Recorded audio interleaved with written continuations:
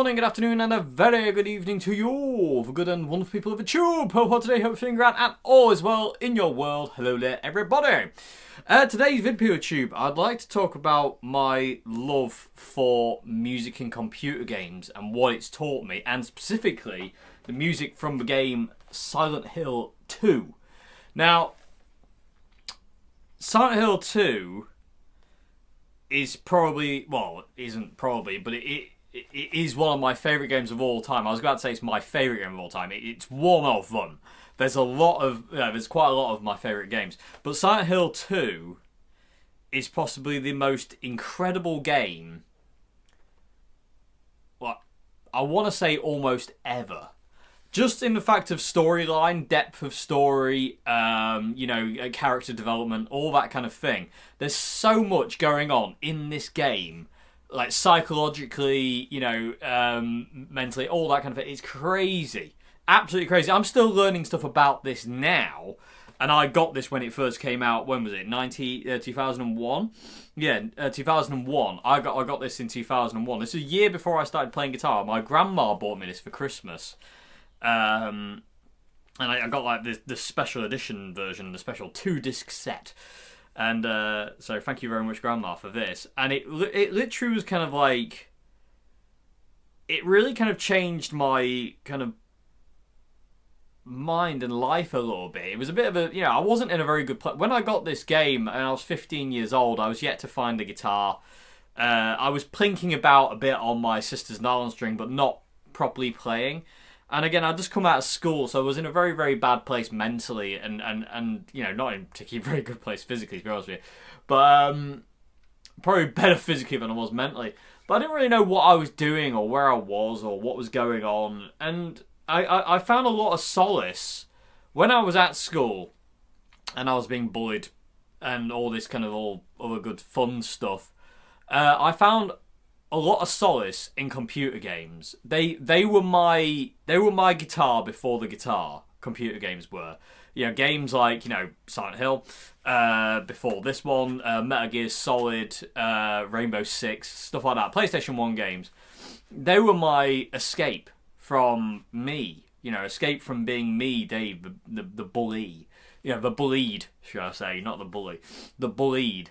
And every night I'd come home from school, I would play either Resident Evil 2, which again is a very important game in my life, or Resident Evil 1, or like I say, or Metal Gear Solid, or Silent Hill, or whatever.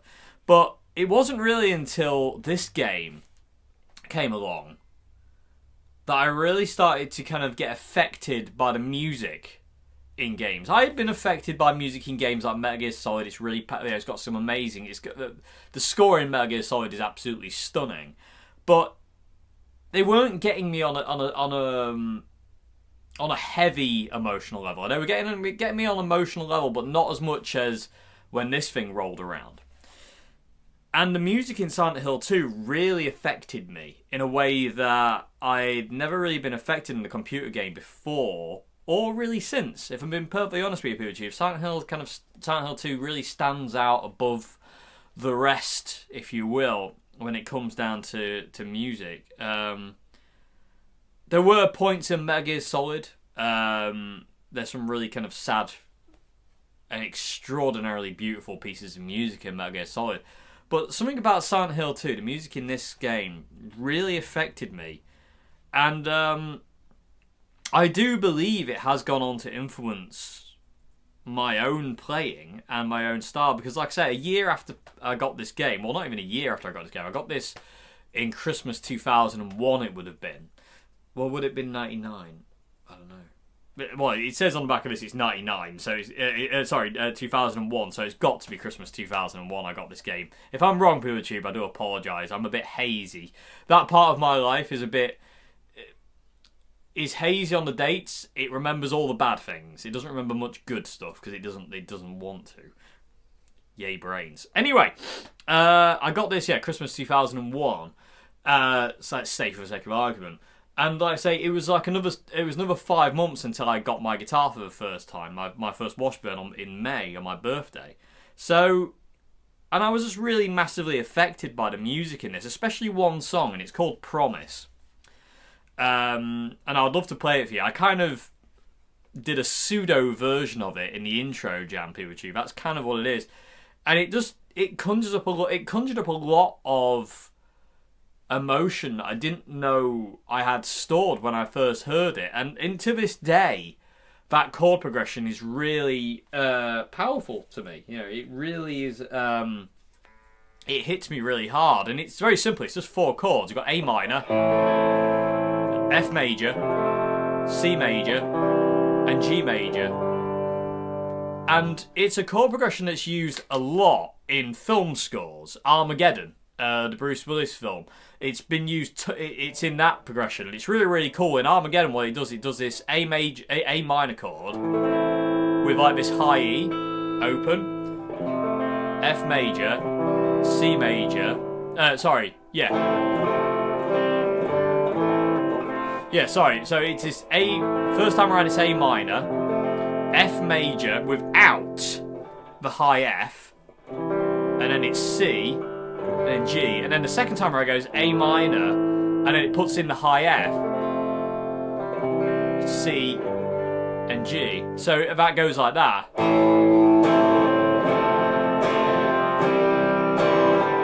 With the high F, changes it.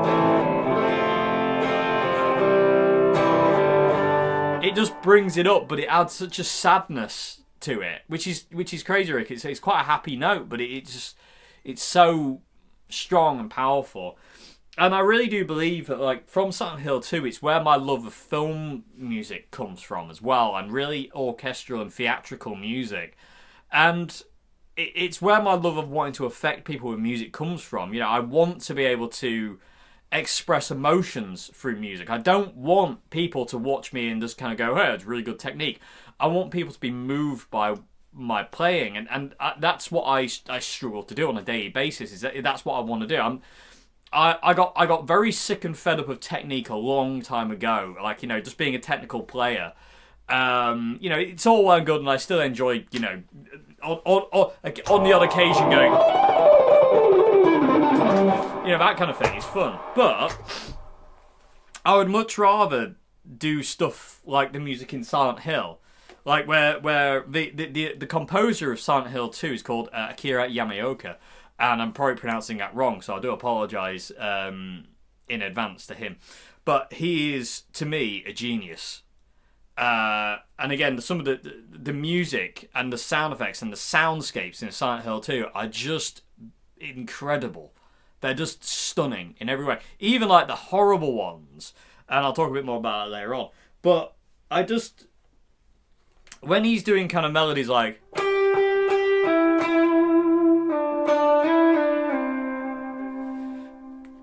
that beats anything shreddy in my world.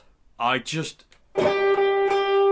mean, it just starts. How many times you play one note? 2 notes. I mean, just that alone is so emotional.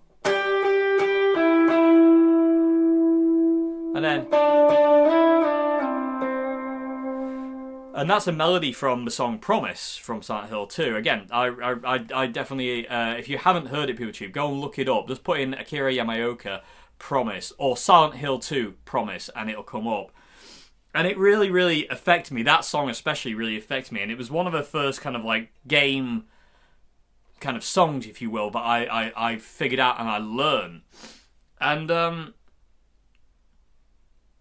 on guitar, and it just is stuck with me ever since. And just that ability to convey emotion and how much music adds to emotional moments. Like I was talking to my dad about this the other night, and saying last night about like in a film, in a movie, in a very kind of like emotional moment, if you take the music away, the acting isn't enough. You know, it can be like, you know, the end of Green Mile with Tom Hanks. You know, that's an extraordinarily emotionally charged scene.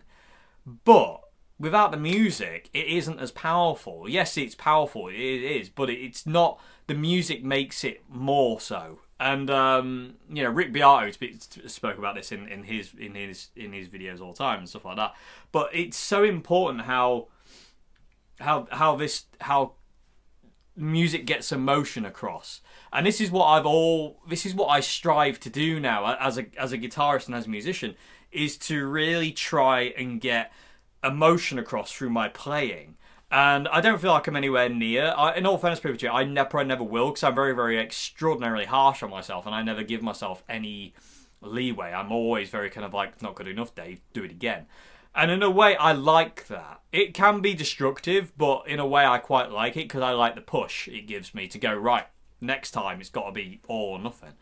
And I do end up just like pushing myself to the absolute limits, to the point sometimes where I can pretty much make myself ill, because I'll do a 40-minute, 50-minute long kind of improvisation on the guitar where I'm trying to push everything into it and check it, and it's really exhausting and it drains me. But it's important for me to do that. I have to do that. And if it means I'm exhausted the next day and run down for a week, then so be it. I have to get this out. It's important for me to be able to express. And all this stuff comes from stuff like this that I grew up with. Especially this game. I would say this game is probably the most important game in my life. You know, even above Resident Evil 2 and Metal Gear Solid and stuff like that. I would say Silent Hill 2, because of its music, is super important. You know, it's like you know, really mega important to me, because it was it was the first game that inspired me musically.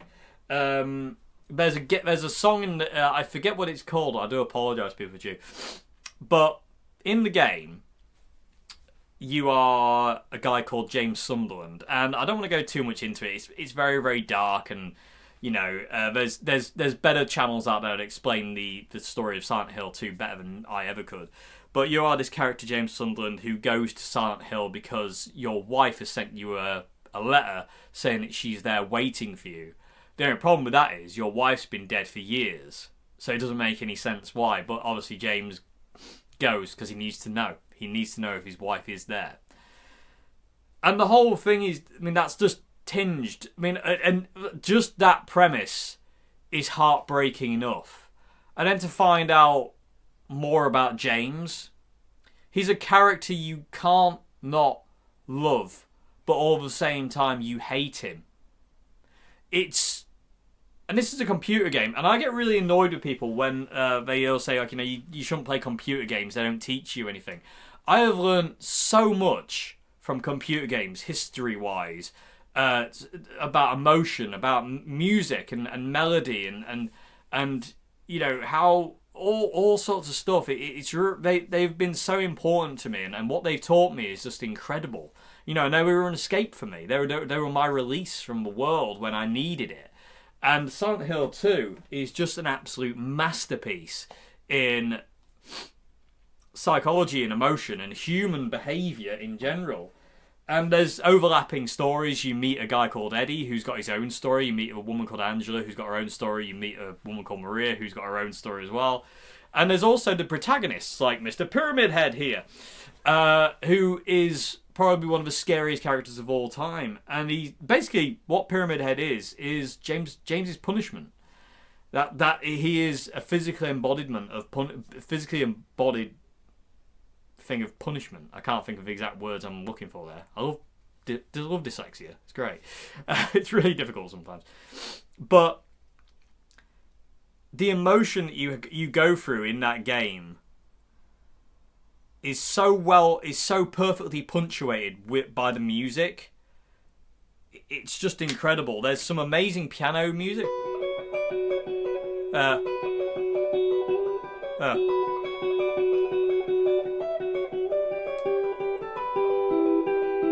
That's on the piano, and that's I can't remember what that's called. Again, I'm really bad with song titles. I can't even remember my own song titles, let alone other people's. The only one I can remember is that Promise, because it's incredible. And it's stuck with me for such a long period of time. But it's incredible music. Like, you know, some of the pieces, and there's one piece called Sadness, which goes. Crikey. I can't remember how it goes. That's really annoying. That's it.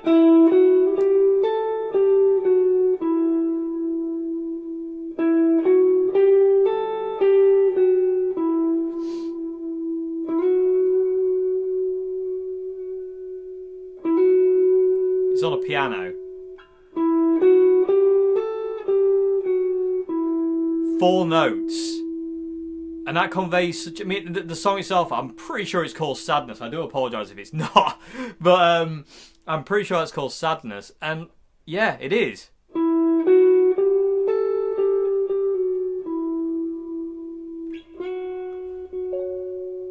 You know, they're 4 notes and just perfectly placed in the right scene. And it just hits you like a ton of bricks. It really does hit you like a ton of bricks. I mean, that... You can play it in so many different ways.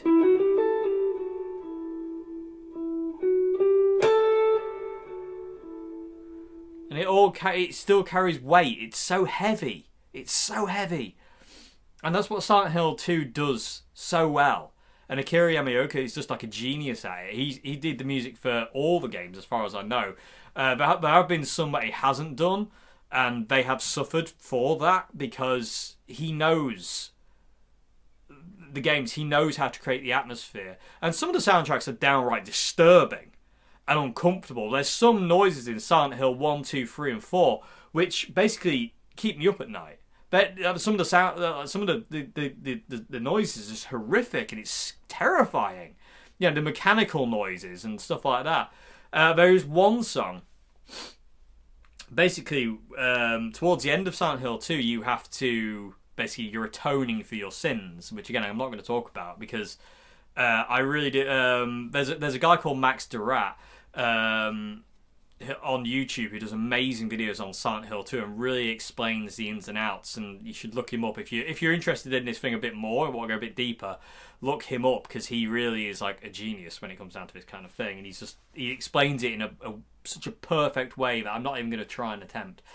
But at the end of the game, you have to fight the Pyramid Head, and there's 2 of them, and the music that's going on behind that is a combination of horrific noises. Like, absolutely horrific noises that are just like, you know, chilling to your absolute core. But then over the top of that, there's a choir singing gorgeous melodies. And the juxtaposition of the 2 creates such a perfect soundtrack for what's going on at that point in time.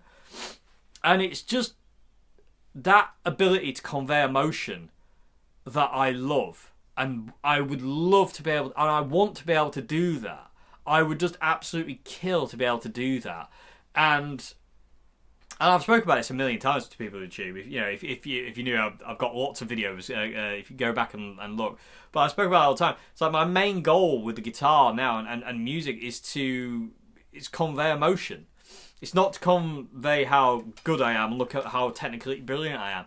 It's literally, I just want you to be able to feel what I'm trying to put across. If I'm sad, if I'm happy, if I'm depressed or anxious or whatever music wants me to push out through the instrument, like, you know, whatever it wants me to convey, I want to be able to do that for it, in the best way I can. And that's like games like Silent Hill 2 have really taught me so much about that. It's why I love listening to film scores as well. Film scores are fantastic. Like I say, that Armageddon film score, just adding that high F the second time around, just had so much more. I'm gonna play that again for you, YouTube, because it's just incredible to me. Like, just.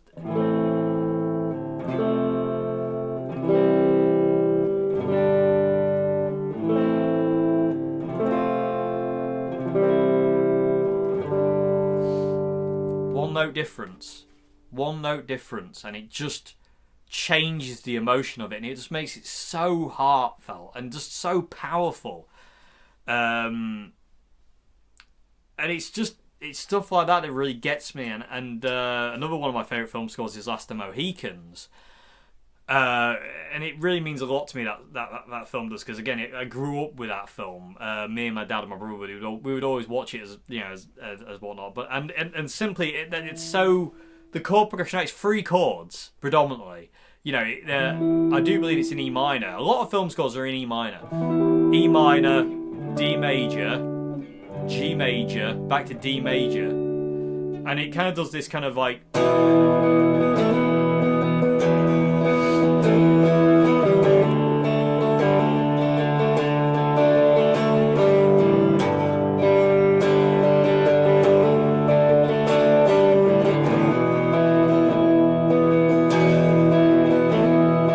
I would just take that. I could play that all day. I would take that over being technically fast or whatever, because that affects me. And you can do it slower, and it's just got different emotions however you want to play it, and whatever you put into it comes out.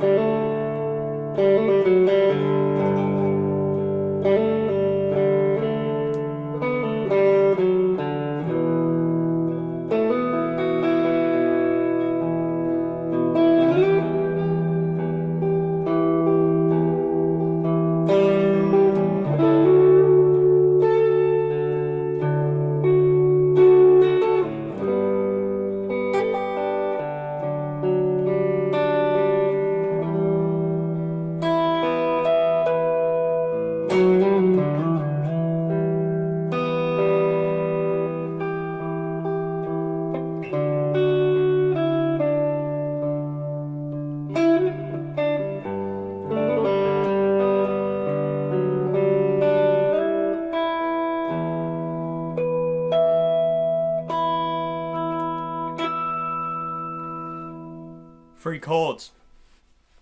Simplicity at its best. And again, that's what Akira Yamaoka kind of does in Silent Hill 2. It's so important. And it really, really did. This is where my love for kind of like that kind of theatrical music started in Silent Hill 2.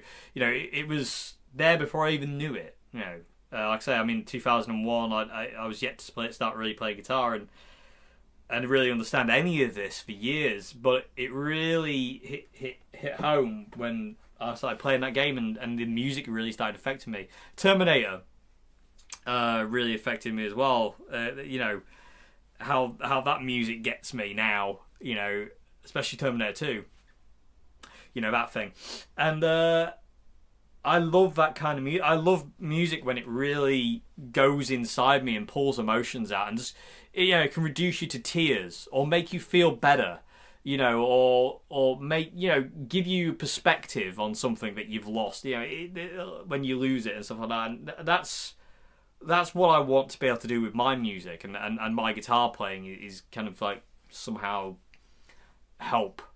That's what I want to do with my music is just help people. I don't want to be the technical whiz kid on the instrument. I've got to a point where I can kind of do what I need to do so music can take over, and then when music takes over, it knows better than I do, so I don't really have to worry. But I need to be able to do what it wants. I need to be able to function and be able to perform to the level it needs me to be able to do to get across whatever is inside me or whatever it wants to convey through me. And like I say, it all comes back down to this game. That kind of thought process really started when I really started looking at the music of this game, and and then through this looking at film scores a bit differently, and then through that looking at music that I love differently, like John Frusciante, Jimi Hendrix, Peter Green, Rory Gallagher, Mike McCready, all these guys. Like, what is it about them that affects me? Why does it affect me? And it simply comes down to they can just get out what's inside. It's so emotional, and it's honest. It is what it is. If it's bad at the time, it's bad at the time. If it's good, it's good. If it's sad, it's sad. If it's happy, it's happy. But it will be what it'll be. And again, it's just about submitting really to music and what it wants of you. Because music always knows best. And if you're struggling to go, I need to get something out of me, music can go, I know what to do. Give yourself over to me and I'll help you. And that's why I love music, you know. And like I say, this all started with Silent Hill 2. So this game is really important to me. Like I say, it's probably the most important game in my life. And Akira Yamaoka, the man's a genius. Again, I'm probably butchering his name, but I do apologise. Another film score who achieved that I can barely listen to without it nearly reducing me to tears is a film called The Princess Bride. And Mark Knopfler wrote the music to that film. And literally, when I did a sounds like, I did a sounds like on my own with Leah Andertons quite a while back now of Mark Knopfler, and I started that video out doing the kind of main theme, if you will, from Princess Bride. And I remember learning it the night before in the Travelodge, because I didn't know how to start the video. I always had a little piece to start the video with, and a lot of them were very simple, but then I was like thinking, what do I start it with? And I thought, perfect, you know, Princess Bride theme, and I was trying to figure out how to do it.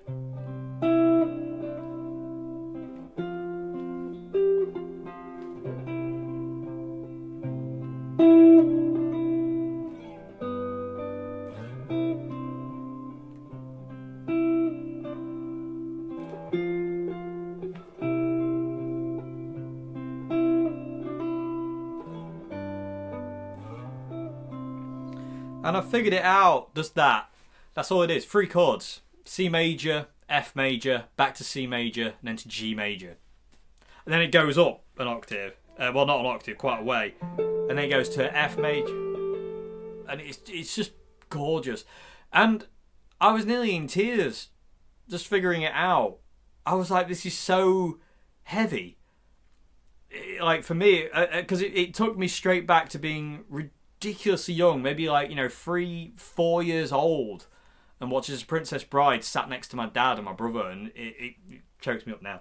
And it's that connection with music that I just feel is the most important thing.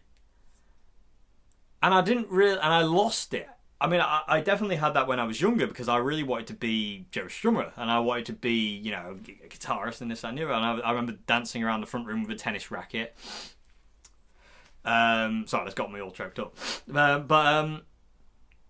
I just remember, like, yeah, I obviously had that, and then when I went to school, everything went dark, and I lost everything. You know, I really did. I lost everything. I mean, like I said, from the age of maybe 12 to 15, maybe 11 to 15, I don't know. The main thing I wanted was to just not exist anymore. So when this game came along and the music started affecting me in a way, I didn't listen to music when I got this. You know, I maybe just started listening to a bit, but I didn't really listen to it. But when I got this game and that song Promise came on, and certain things really started, and music in that really started affecting me, you know, I was like, what's this? And then obviously found myself getting my guitar for the first time and finding that thing, and it rebuilt me. You know, guitar and music, they rebuilt me to where I am today. You know, and they helped me fight the darkness off. You know, no pun intended on Silent Hill, but they really do. They help me fight. I mean, it's a hard fight as well, because I'm just engulfed in it.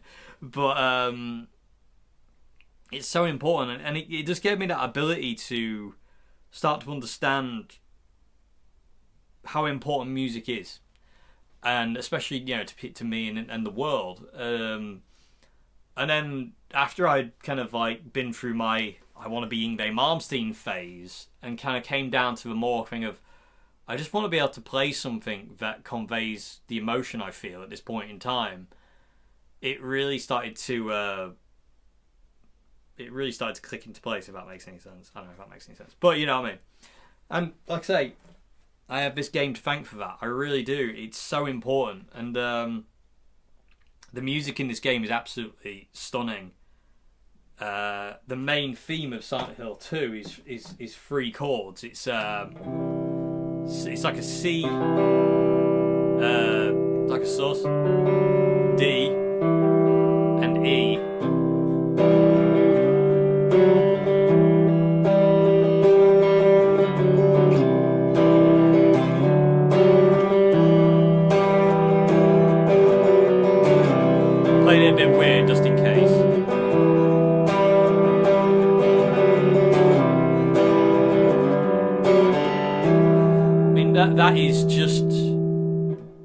incredible. And then you got that, I say, that Promise, which is just.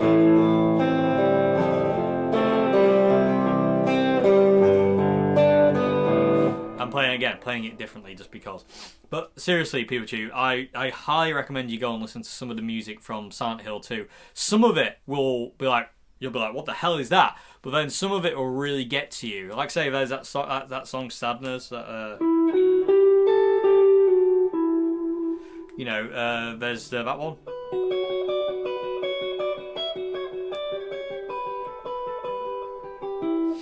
And they're just incredible pieces of music. They're absolutely stunning. And some of the soundscapes are just mind-blowing. Absolutely mind-blowing, some of the soundscapes. They just pull you in.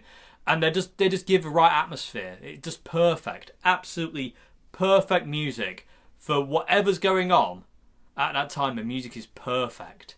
And that's what I want to be able to do. So thanks to people like Akira Yamaoka, John Frusciante, Jimi Hendrix, Peter Green, Rory Gallagher, Mike McCready, Kurt Cobain, all these people, that ability to play what's right at the right time is so important. Anyway, Pikachu, I'm going to shut up waffling now and let you get off. But yeah, has there been a computer game or a movie in your life, or even a TV show, that, outside of actually listening to CDs and records, actually outside of music, if you will, like I say, films, computer games, TV shows, has there been one of those scores that's just affected you, like, really heavily, and if so, what is it? Let us know in the comment section below, Pikachu. I'd be very curious to read your comments on this one. But, like I say, huge thanks to this game.